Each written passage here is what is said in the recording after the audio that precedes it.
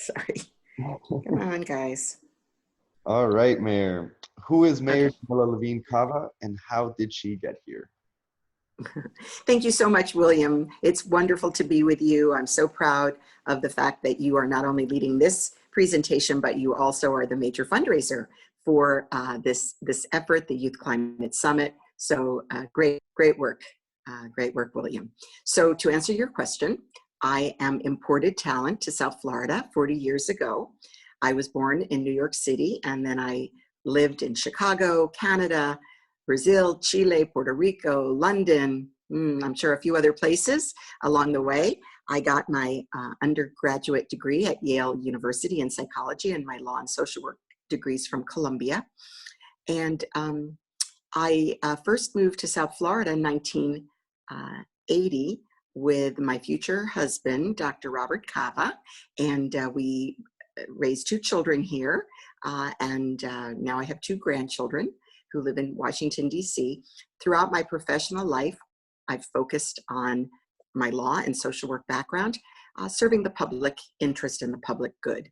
So as a lawyer and as a social worker and as a community activist, I worked at Legal Services of Greater Miami. I ran the Guardian Ad Litem program, the foster care system, and eventually I founded a nonprofit, Catalyst Miami, that is all about lifting people into the middle class and helping people to become more active citizens, developing their leadership skills to influence making things better in our community.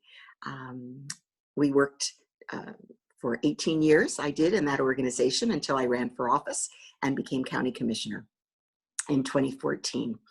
So 6 years as a county commissioner, I worked hard on advancing investments in small businesses, expanding economic opportunity. I was very focused on the environment, particularly our water, and expanding reliable public transit. That is really our solution to traffic and reducing our carbon footprint, revitalizing neighborhoods, working on community economic development, things that would really help people where they live and create more opportunity, and making local government more accountable and reliable. So those have been some of my primary areas of focus.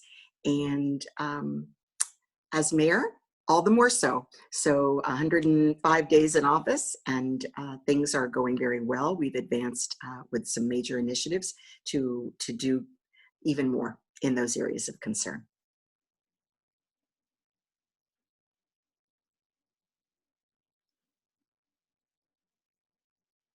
Amazing. You've been called a climate champion. What have you done to earn that nickname? Well, I'm proud to be called that, climate champion. Also, I'm the water warrior.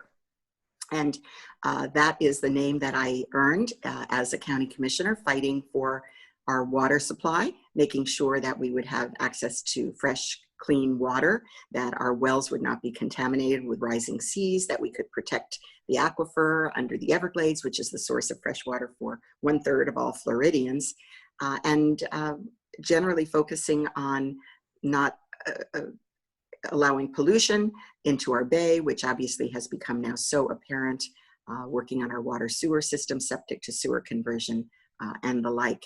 So one of the things that I did is openly state that we have a climate emergency, and we've also appointed our first chief bay officer to oversee work on cleaning up the bay. And I have pledged that I would act quickly and decisively as mayor to address the climate challenge.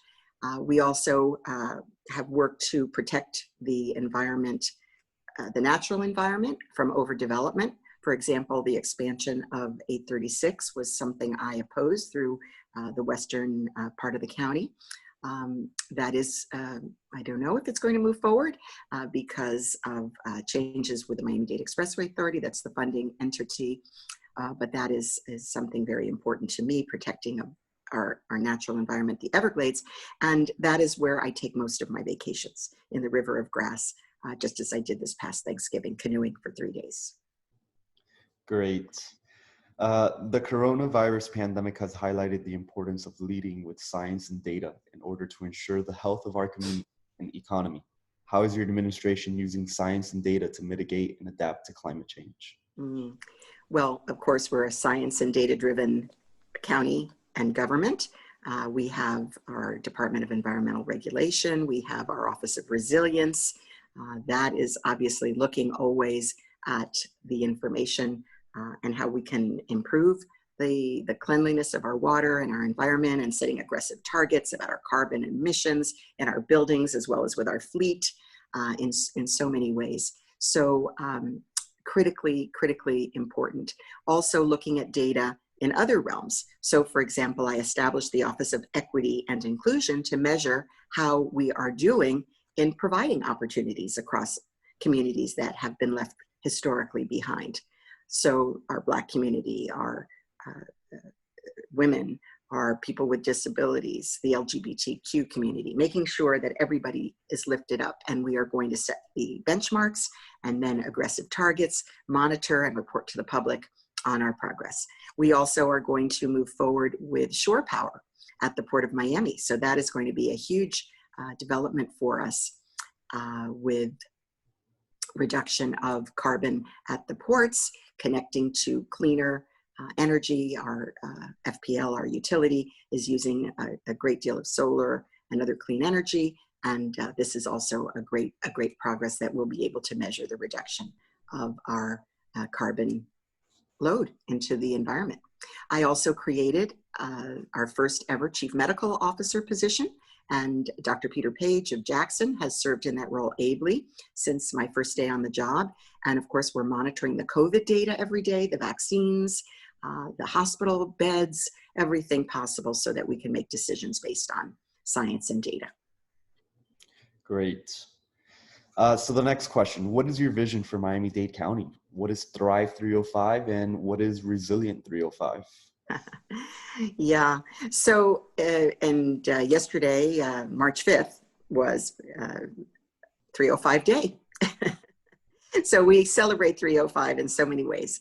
Thrive 305 is a groundbreaking community engagement initiative to hear from our residents what matters to them and how we can be good stewards for their tax dollars, for the environment, for this beautiful paradise we call home. We are so delighted that about 27,000 people responded to this survey, just a huge number, very impressive, about 1% of our population, very statistically significant. And we're looking forward to analyzing the data, reporting back, developing action plans based on that input. We also have Renew 305, which is about our economy and moving forward aggressively, not only to build back our small businesses that have struggled so during the pandemic, but also to create that new economy. Those who are choosing lifestyle, moving themselves and their businesses to South Florida, making sure that those new jobs fit in with the pipelines for opportunity for people right here. So that is also very exciting. And Resilient 305 is our aggressive climate change and environmental agenda to make our life in paradise last as long as possible, even in the face of sea level rise and other climate challenges. Great. How do youth play into that vision? Is there a Miami-Dade Youth Advisory Committee? Well, there is a youth commission from the Miami-Dade County Commission, and I'm so very proud as commissioner. My many appointees did so well. Most of them have served as chair of the commission, so clearly they are leaders to a great nth degree, I'll say. So I'm excited about that, and we really need and want youth engagement in all of my efforts. So we worked really hard to get youth involvement in the survey of Thrive 305. For the next phases, we are going to do special outreach. We want to hear from you. We want you to be part. So definitely check it out. Follow us on social media so you can get the latest and the greatest and join with us. And I am definitely going to find a way to have more youth advisement ongoing in my administration, especially on the environmental front, where our young people have been taking the mantle, running with this. And we're so proud of you and want to partner with you to get it done. Amazing, Mayor. Any final words you'd like to say? Well, I am an optimist. I feel like we've rounded the corner on this pandemic. that we have incredible commitment to community, great momentum to build back stronger than ever. And it's all about you and the future. So please, please stay in touch, stay engaged. Thank you for what you're doing. If you do go off to school out of town, come back. We need you. We welcome you. You are our greatest asset. Thank you.